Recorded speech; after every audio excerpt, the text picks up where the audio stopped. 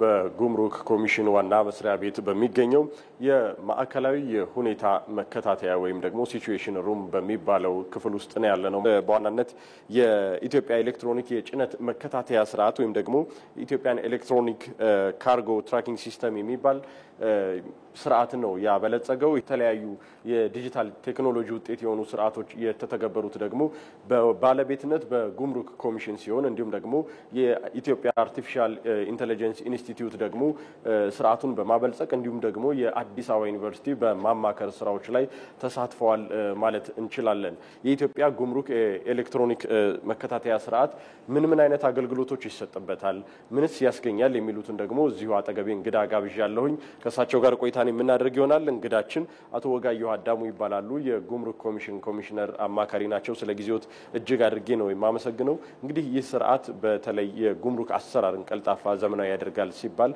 በምን መልኩ ነው? ያለንበት የሁኔታ መከታተያ ክፍል ውስጥ ነውና ጥቂት ገለጻዎችን ቢያደርጉልን ብለን ነው። አመሰግናለሁ። አሁን ያለንበት ቦታ በቀጥታ የኢትዮጵያ ኤሌክትሮኒክስ ጭነት መከታተያ ስርዓት በሀገሪቱ በተፈቀዱ የመውጫና መግቢያ በሮች በህግ አግባብ የተፈቀዱ የትራንዚት ክትትል ላይ የሚገኙ እቃዎችን የምንቆጣጠርበት ነው ማለት ነው። እንግዲህ አንድ እቃ የትራንዚት እቃ በጉምሩክ ቁጥጥር ስር ሆኖ በተፈቀደለት መስመር ላይ ይተላለፋል ስንል አንዱ በኤሌክትሮኒክስ ሲል የምንጠቀምበት ሂደት ነው ማለት ነው።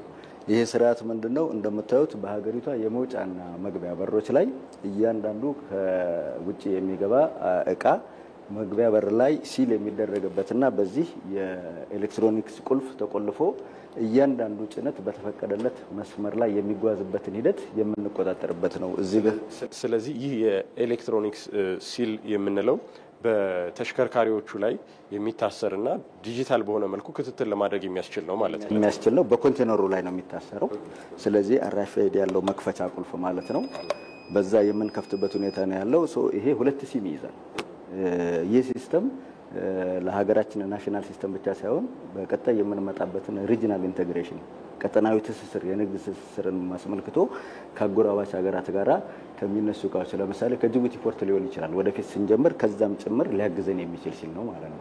ይሄ ምን ጥቅሞችን ያስገኛል ለሚለው አንደኛ ተሽከርካሪዎች በተፈቀደላቸው ጊዜ ውስጥ ከመነሻ ቦታቸው ተነስተው መዳረሻ ጣቢያ እንዲደርሱ ያገዘናል። መንገድ ላይ አላስፈላጊ የሆኑ ጣልቃ ገብነት በካርጎው ላይ አላስፈላጊ የሆኑ ጣልቃ ገብነትን መከላከል ያስችላል። በሌላ አነጋገር ቅሸባ ስንለው የነበረው ማለት ነው።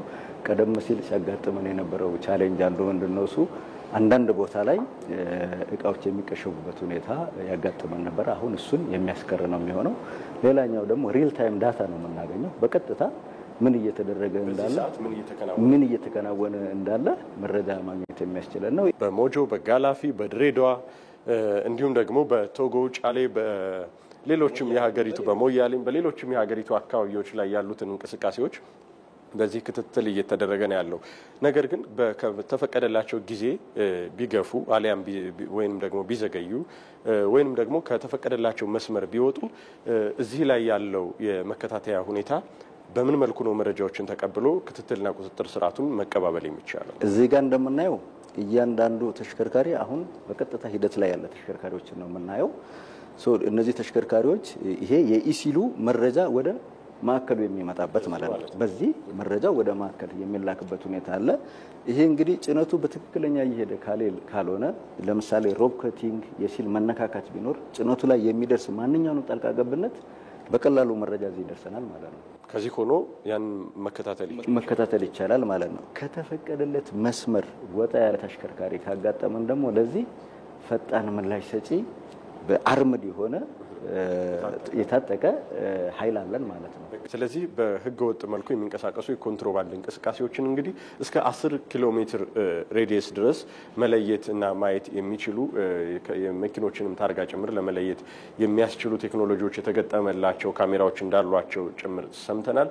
ከዚህ ከሁኔታ መከታተያ ክፍል ውስጥ በመሆን ያሉትን እንቅስቃሴዎች አይቶ ህገ ወጥ የኮንትሮባንድ እንቅስቃሴዎችን ለመግታት ለመቆጣጠር የሚያስችሉ ስራዎችን ለመስራት ያግዛል ማለት ነው። ይህ ሁኔታ በጥቅሉ የተቋሙን አጠቃላይ እንቅስቃሴዎች ከፍ በማድረግ እንዲሁም ደግሞ የዲጂታል ኢትዮጵያ እቅዶችን እውን በማድረግ ረገድ ምን አበርክቶ ይኖራል የሚለውን ማጠቃለያችን አድርገው። የሚኖር አበርክቶ እንግዲህ ምንድነው? አንደኛው ህጋዊ ንግዱን በአግባቡ ማሳለጥና ህገወጥ ንግድን ደግሞ ለመቆጣጠር የሚያስችለን ይሆናል።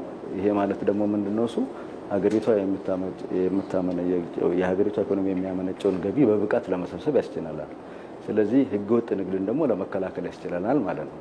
በአጠቃላይ የዜጎችን ደህንነትም ለመጠበቅ ጭምር የሚያስችለን። መልካም። ስለ ጊዜው እጅግ አድርጌ አመሰግናለሁ።